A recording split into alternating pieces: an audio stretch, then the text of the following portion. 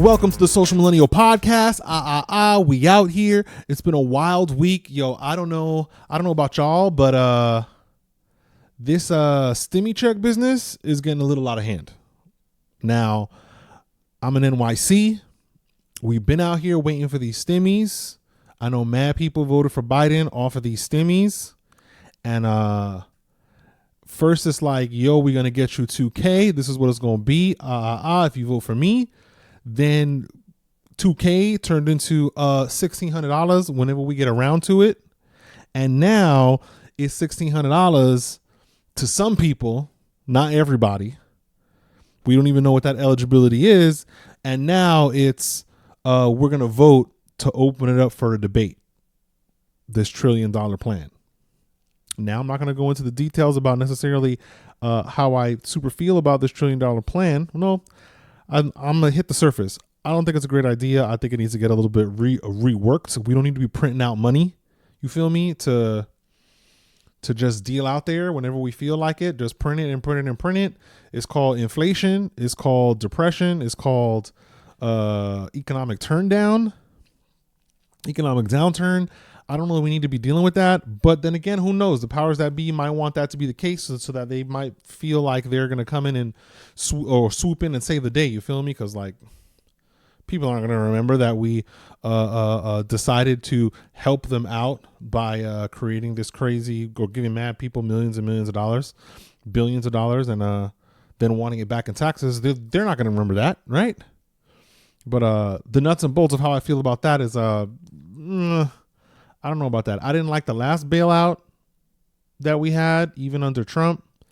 I wasn't a super fan of that because, I mean, it helps in the short term, and all the memes ensued after that.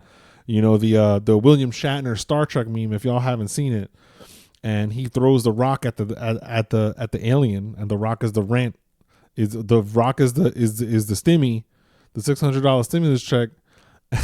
and the alien was the rent. Like, it don't do nothing. It's gonna help momentarily for some, but we just need to figure out a way to get things going and to get things open in a safe way and just really consider what's going on in the most pragmatic way. You know what I'm saying? Because I mean, to have everything shut down for the amount of time that it was shut down, things are starting to open up now. And in NYC, you know, entertainment venues are starting to open up. They're even talking about opening up sort of limited live performances coming in April. They're going to try to start opening that up. It's just going to be interesting. And then Texas is just, you know, we're in the middle of this crazy crisis. Ain't no quarantine, ain't no COVID, no masks. Y'all good. Everything's opened up 100%. We good. Now there's a lot of people have criticized that move. I'm on the fence about it because if you open everything up, you leave it up to the citizenry to make their own choices as to how they want to keep themselves safe. So it's not like, oh, we're banning you from wearing masks. Nah, if y'all feel like y'all need to do that, vulnerable age groups and demographics and so on feel like or understand that they still need to mask up and they still need to keep social distancing, then I feel like opening things up 100% could just facilitate that. Now, of course, there are a lot of stupid people out there. 100% a lot of stupid people out there. And people are just going to be a certain way. And there may be a lot of fighting. There may be a lot of hostility. People that are not wearing masks, so on and so forth. I'm sure it's still up to businesses to require masks or not. Because, you know, essentially, I mean, I don't know in the state of Texas, but, you know, in most states, I assume, the private businesses have the right to refuse service for whatever reason that they deem. But we'll see how that goes. It's really like, I guess so, you know, 100% open. We'll see how that shakes out. But it's getting a little thing, getting a little wild, getting a little controversial. COVID's been controversial. A few episodes ago, I was like, yeah, COVID is dunking on us. It's a thing. It's a thing that we're going through. It's wild. I just recently came across the meme, 80s babies, how we went through crazy stuff and are still going through it. We're seeing COVID, we saw SARS, we saw H1N1, we saw bird flu, we saw swine flu or whatever. I don't know which one H1N1 is. We saw the housing bubble burst in 2008. The stock market and the banks have to be bailed out. That was a rough time. Jobs got lost.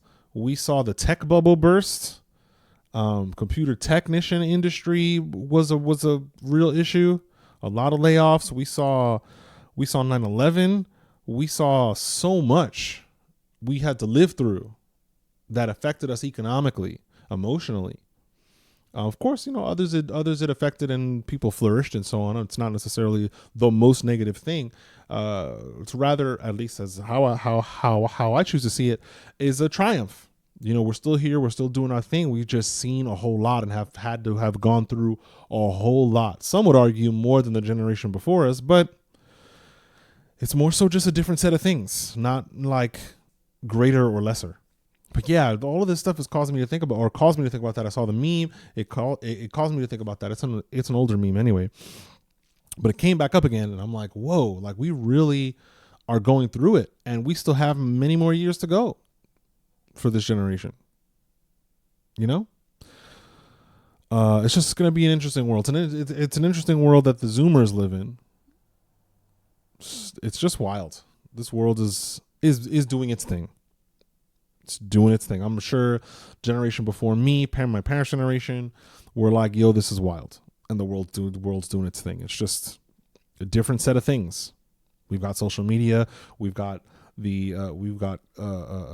perpetual connectedness to the world with supercomputers in our pockets. Whoa. But yeah, so I'm just getting a whole thing. Let's get into it. So, Space Jam. I think it's called A New Legacy. I was a little skeptical. Ryan Coogler producing. I was skeptical. They announced this film a while ago. This is definitely a new legacy, picking up the mantle from Michael Jordan. LeBron is the new center of attention, basketball center of attention. Don Cheadle is in the movie, playing a computer AI. It's like a server thing. I feel like the premise seems pretty cool. I was a little iffy because I had not seen anything about the premise, but I believe it's Entertainment Weekly just dropped a little thing about it. We got to see some images. It looks pretty interesting. I like the color scheme. I like what they're doing with it. I like that Ryan Coogler was attached. I mean, everything that he's attached to is fire. But yeah, it looks cool. It looks interesting. I was not excited. I was like, oh, okay, whatever. This is just gonna be what it is. LeBron turned down doing Space Jam like 10, 15 years ago, and he jumped on it. I remember the announcement that LeBron was going to be part of it. I believe Steph Curry was approached and turned it down, I think. I could be wrong, though. Y'all can fact check me on that. But it seems like it's going to look cool. I really like the look. It looks super sleek. The CG's there. Technology is developed. So yeah, y'all look out for that, because okay. And LeBron's proven to have some acting chops. So I'm pretty I am anxious with anticipation to watch this film. I will watch it when it comes out. It's gonna be cool. It's gonna be coming out on HBO Max. I forget if it's June or July, but it's coming out this year in theaters briefly and HBO Max. So look out for that. I'm sure there's going to be more news. I don't think as far as I could tell searching for it, there's not an official trailer or like a first look clip. It's just images and interviews talking about the film. In the article, I think Entertainment Weekly did. I'm pretty hype about it. Pretty hype. I want to see it. I'm like, okay, this could be a thing. LeBron's son. The premise with the servers and things, it's pretty cool. I think it's interesting enough that to me it will merit a watch, and I'll definitely talk about it here on the podcast when that happens. Wanted to hit hard LeBron, and there was something else pressing off the dome piece. 20 bars Real rap raw. Shout out to Chocolate Drop. I feel like that's gonna be the wreck for this episode. Back in the day, Kevin Hart had this alter ego called Chocolate Droppa, and he used to just do things with hip hop like he was hard, real rap raw. You feel me? And it was great. It was awesome. I remember one of the first videos I saw of Chocolate Droppa. Y'all check it out on YouTube. It's just a funny series of videos.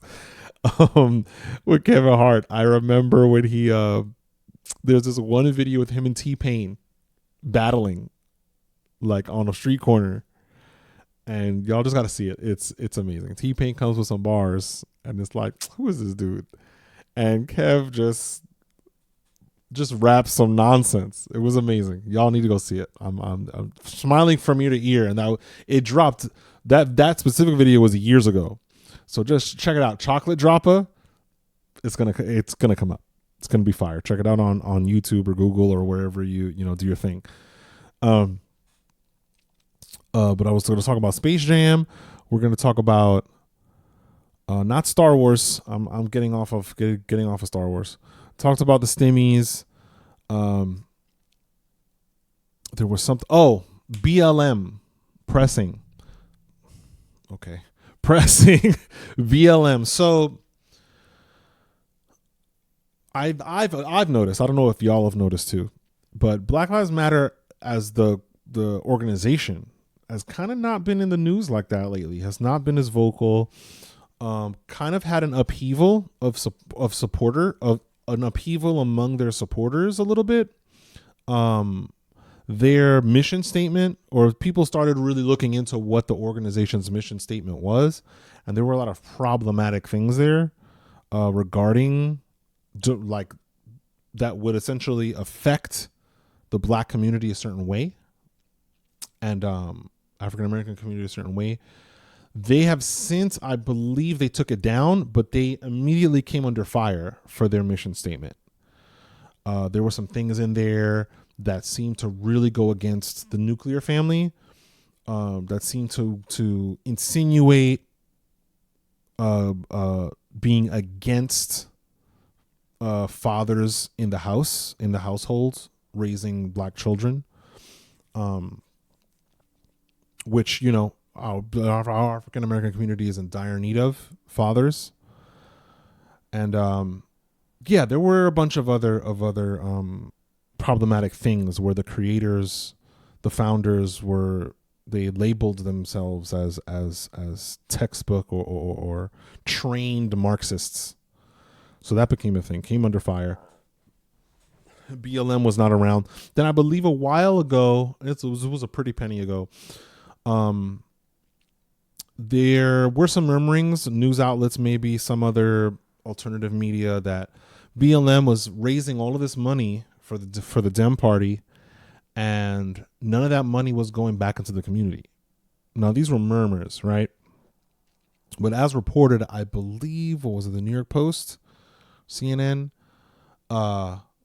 Michael Brown's father is being very, very vocal out in Ferguson, about how Black Lives Matter, because they, as an organization, recently released their earnings, like what they took in. They managed to raise $90 million. And what's now coming into question with Michael Brown's father becoming vocal, I forgot the African American Alliance, the acronym, the name of the organization out there in Ferguson, but he brought up how Black Lives Matter is raising all of this money, but where's the money going? Who is it going to if it's not going to disparaged communities of color, if it's not going to underprivileged communities? You're raising all of this money for what? For whom? For what purpose? He's inquiring, very vocally inquiring from BLM to come and invest in the community out there in Ferguson, which is arguably where the Black Lives Matter movement started. It's its birthplace, as a movement, not the organization. that they should be reinvesting in communities in order to build communities up.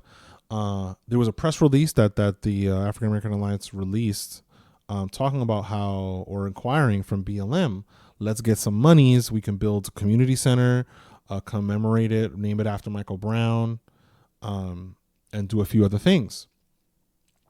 And so it did also get me thinking, reigniting that thought process, like BLM, all of these organized protests, all these BLM quote unquote chapters or regional offices or what have you, whatever it was, all this money that they raised, and we're not seeing, dedication of community centers. We're not necessarily seeing public programs being created with that money by the Black Lives Matter organization.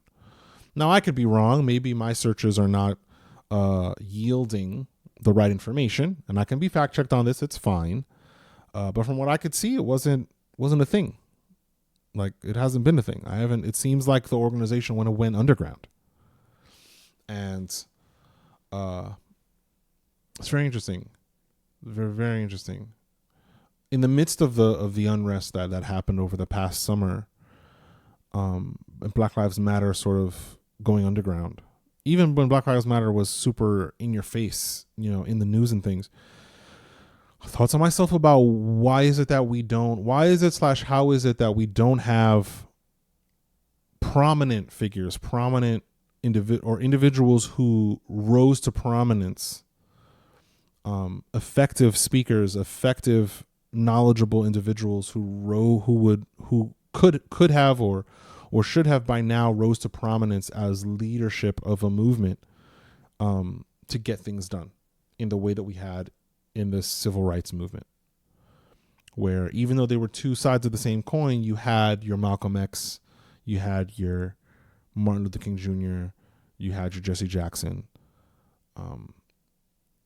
individuals that rose up and understood that something needed to be done and rallied their people, their cultures, to come together in unity in order for their voices to be heard.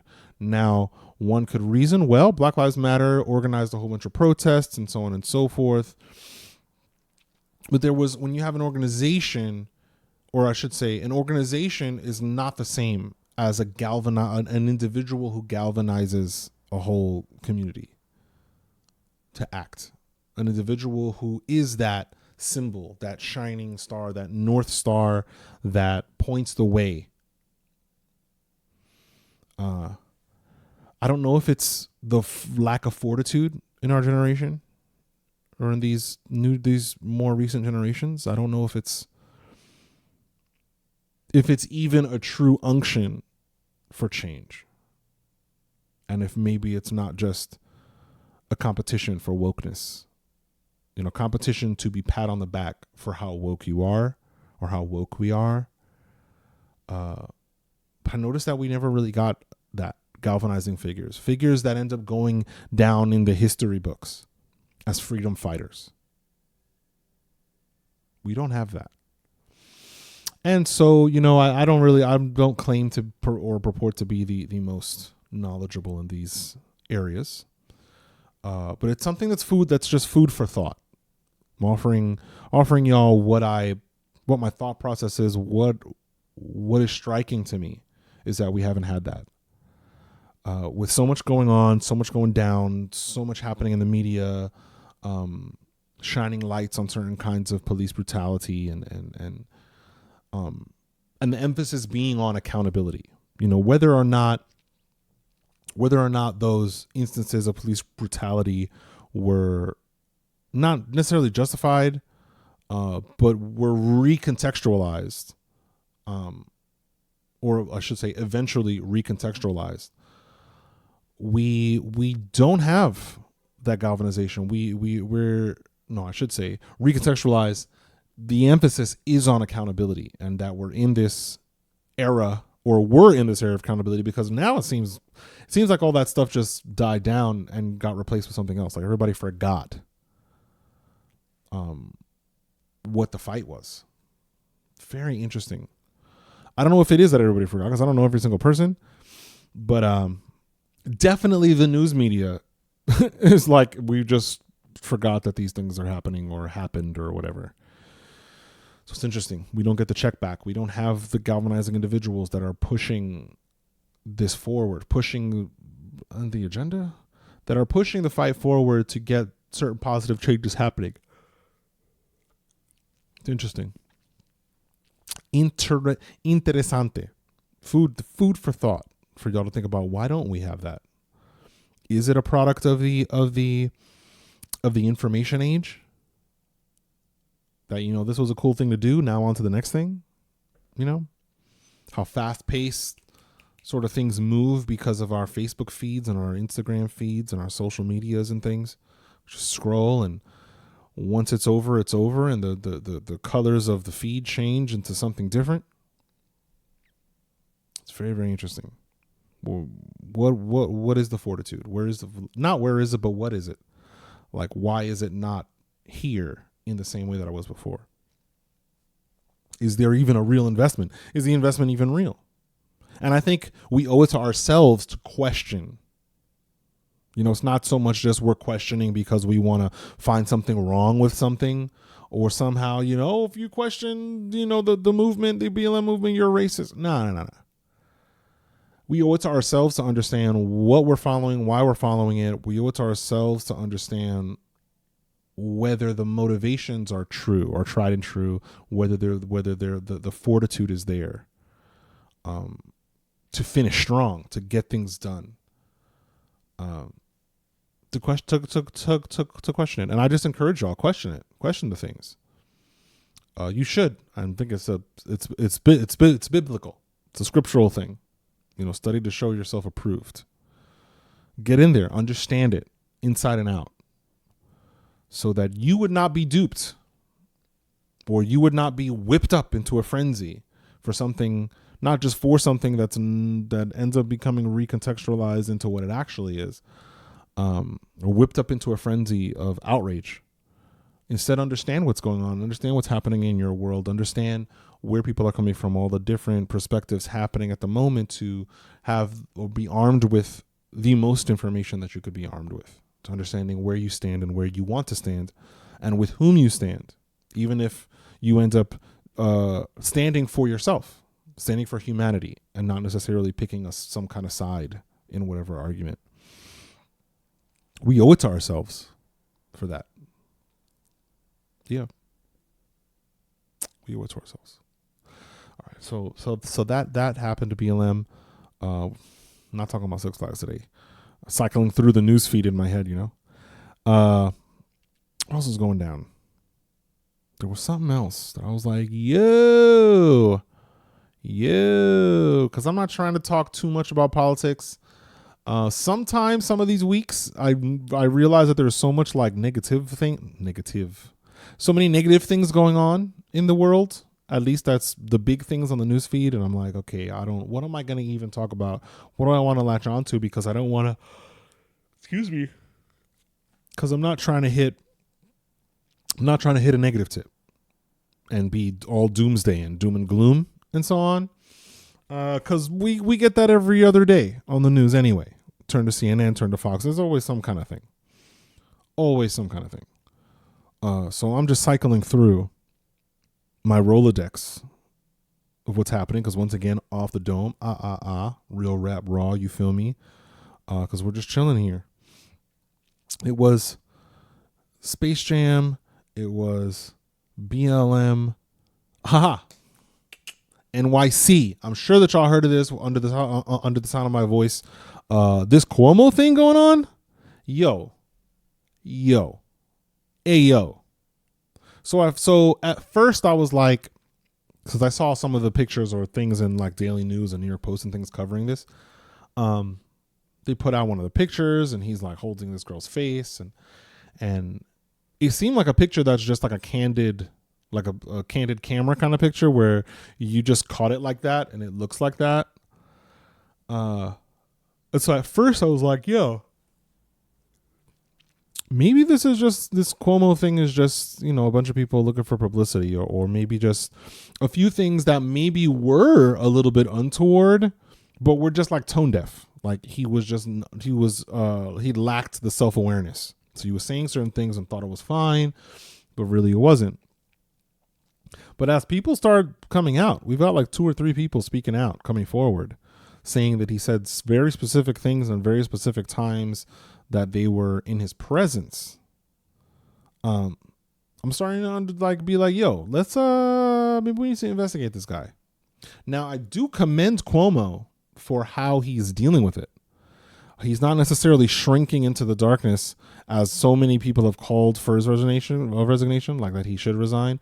He has not resigned yet, issued an apology, not necessarily going, oh, yo, I touched somebody inappropriately or I this or I that, but that, I may have talked to people a certain way that, made people feel a certain way. And, he was like, I'm sorry for that. I didn't mean for it to come off that way or come off such a way or do or be any way that was inappropriate. And he's just continuing to do his thing. In light of pending investigation, there's talk of like, if they investigate him and he gets, I guess, impeached or resigns or something or whatever, that they can rescind his executive orders.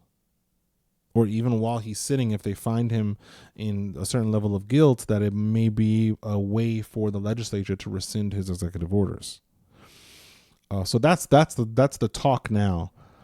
But it's interesting. These women are coming forward, telling what their encounters were and what they thought was going down and how they thought it was going down. And the way that they're describing it is, it's not necessarily the most sinister of things, but it does definitely seem like some kind of like violations. If these things are true, definitely violation, 2nd and 3rd, 4th degree violation. You feel me? But I'm gonna watch this. It's interesting because I'm not seeing a whole gigantic movement of cancel Cuomo. I haven't encountered it, so I see that this is a little interesting. He's Dem. And this is very interesting. I'm not seeing the hashtags. They're probably out there, but I'm not seeing them. So Cuomo, what? I commend younger Cuomo for not necessarily covering the story on his show. I don't always agree with younger Cuomo. I don't really always agree with CNN, but he explained it, and I get it. I can give that, clemency, leniency, grace. I can understand. He's your brother. There's a conflict sort of interest there. There's a conflict there. I'm glad that he's been obliged, that the network obliged him, the show obliged him to not have to report on what's happening with his brother, because it's painful. It's a painful thing. And I don't think we need to see it, like see him be in pain reporting on allegations, because they're not even necessarily proven yet. They're just allegations regarding his brother. I'd feel sad too. I'd feel bad for him, that he would have to go through that kind of reputation smearing, the smearing of his reputation. But I believe an investigation should happen. This is a thing that should be a thing. See if these women are on point with their stories, see if things actually happen the way they did. I mean, to the best of our ability, because you would need cameras there. You need audio. Excuse me. But we'll see, yo. We will see. I'm paying close attention to how this unfolds.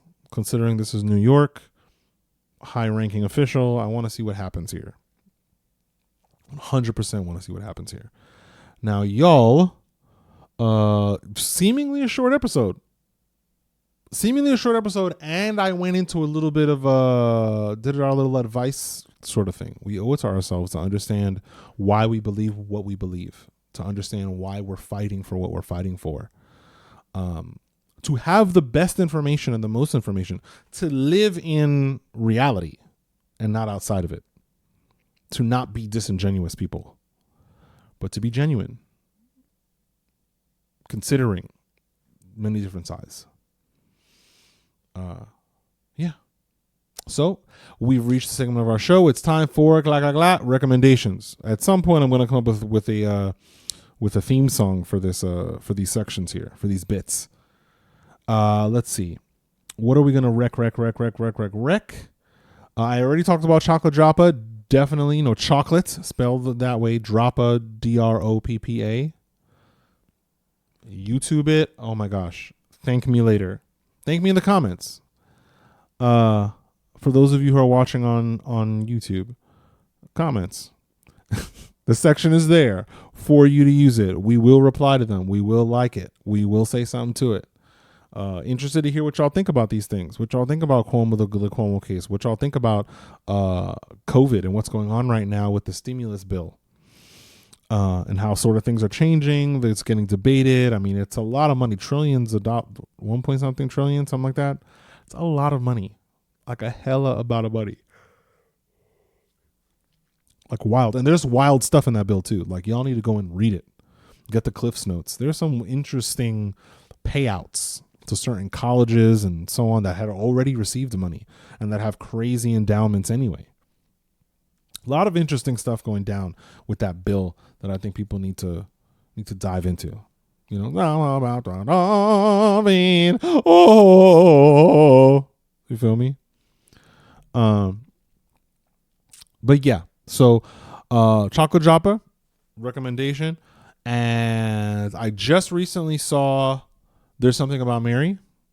I'm a movie guy, movie buff. I love watching films, and I had not seen this movie, at least in its entirety. I remember like bits, having seen clips of, because the movie's iconic. It's a classic, comedy classic. Ben Stiller, Cameron Diaz, young skinny Cameron Diaz, not thickness Cameron Diaz from The Mask, but the Cameron Diaz that we all know. She's in it. Brett Favre is in it. A bunch of other really great comedy geniuses are in it. Comedic geniuses. Y'all need to see it if y'all haven't seen it. My Zoomers, younger crowd, even millennials. If y'all haven't caught it, catch it. Quintessential viewing for Ben Stiller films. I realize he seems to play a lot of the same kind of character in each film, but that's neither here. That's neither here nor there. Watch it. It's awesome. It's great. It's a late 90s kind of movie, early 2000s. So it's from that era. It's got those kind of sensibilities. So enjoy. A lot of slapstick humor, a lot of bits. It's great. And the underlying story is really good too. It's really cool. You get invested in Ben Stiller's character. You get invested in Cameron Diaz's character and all these other characters. The character actors in this are great. Casting is great. Check it out. There's Something About Mary. Now it is rated R, so please understand. It is rated R, and rightfully so. So take that, do with that what you will. Chocolate Droppa. There's Something About Mary. It is, if you've got an Amazon Prime account, it is free on Prime Video. So y'all do with that what you will. I think you've got to pay for it on YouTube and everywhere else, but it is free right now on Prime Video. So enjoy that. Okay. Now, as always, as usual, I'm going to have links down in the description of this video / podcast. For those of you who are listening under the sound of my voice to this as a podcast, we have a video component. You could head over to YouTube. We are the Social Millennial Podcast on YouTube. Leave a like, leave a comment, share. It helps the algorithm. It helps the channel get noticed. It helps the channel get presented to a lot of different kinds of people, so that other people can be blessed with this sit down, chill, and chat. Other people might be feeling that anxiety and just need to kick back. And this is the kickback right here. So if y'all want to do that, y'all pull up and do that. You feel me? What else is going down? Socials. If y'all did not know, at Social Millennial Pod. Now remember, the Social Millennial Podcast is spelled, millennial is spelled incorrectly on purpose. So when y'all search up Social Millennial Podcast, 2 L's, 1 N. And then an L at the end. So 3 L's in total. I'm aware that millennial is spelled with 2 L's, 2 N's, and 1 L at the end. I'm aware. Listen, we got to be different. We got to do our thing. Gang, gang. It is not a typo. It is the title, the emblem, the symbol of this podcast. So enjoy, y'all. Have a great week. Make sure to do your thing. I don't know if y'all are getting vaccinated the way that y'all want to get vaccinated, but if y'all want to get vaccinated, make sure to go do that. Do what makes you feel safe. Make sure to mask up. Make sure to practice social distancing, and try to be a great person, a genuine person. Live in the moment. Be present, be empathetic, be sympathetic, and just love on people, because you pay it forward with love. It's going to come back to you, and it's going to just fill the world with love. You feel me? We got enough hate going on. We got enough division going on. Let's try and counter that with some love. All right. I'll see y'all next week. This has been the Social Millennial Podcast. Peace.